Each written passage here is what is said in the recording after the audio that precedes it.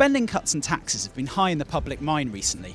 Last week saw the Chancellor, George Osborne, deliver a budget that he claimed will spur on growth and help the economy recover from the deep cuts and the high taxes of last year's spending review. But this wasn't good enough for the thousands who took to the streets on the weekend to protest against the government's spending cuts, claiming that they will actually depress the economy and hit the poor hardest. So are the spending cuts really necessary? Yes, definitely. Why? With the mess the last government put us into, we've got to do something, and it's got to be drastic. They're going about it too fast. I don't think they've consulted the right bodies and the right people enough, to be honest with you. I think they're necessary to some extent, but maybe not in all the directions that they've pulled the money from. Not all of them, no. I think that some of them could be avoided, especially with the cuts in education that they're making. The Conservative and Lib Dem coalition government is aiming to eliminate the structural deficit in the next 4 years by implementing £83 billion of spending cuts. The Labour Party claim that these cuts are being implemented too quickly and will stunt growth and force the country back into recession. Last week's budget contained very few spending cuts, as most of them were announced in the spending review last October. But what the Chancellor did announce was a reduction in taxes for both workers and companies. But is it right for the government to be cutting taxes when there's several other cuts taking place elsewhere?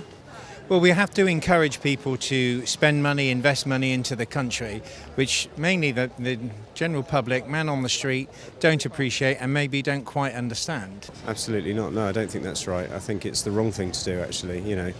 They should be increasing corporation taxes probably, and then actually making it easier for the consumer. It's good to up personal allowance, which is going to be 10,000 eventually. I think that's a very good step because it takes poor people out of tax. I think bigger earners should definitely be paying more, because I don't think that they're paying enough. When they get bonuses, a lot of the bigger earners have a bigger bonus, and I don't get a bonus. So, from April 2012, anyone earning less than £115,000 per year will see their personal allowance raised by £630.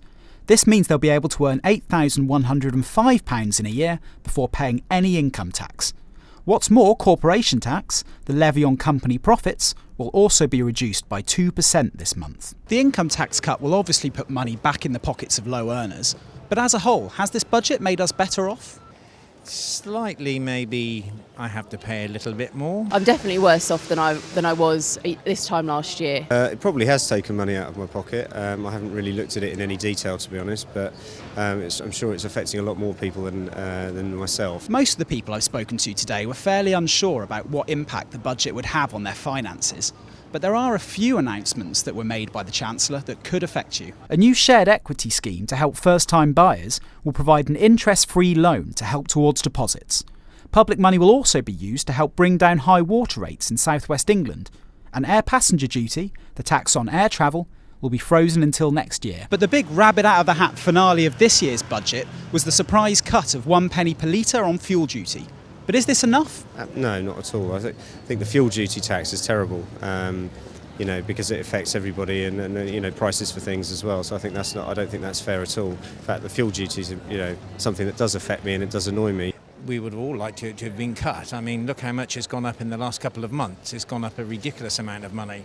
The price of oil goes up, and then the prices that we pay go up, but when they come back down, they don't come back down from the companies, so we're still paying high prices when it's gone down, so maybe it should be a bit more reactionary. In fact, while fuel duty may have been cut this year, it will still rise in 2012 and 2013.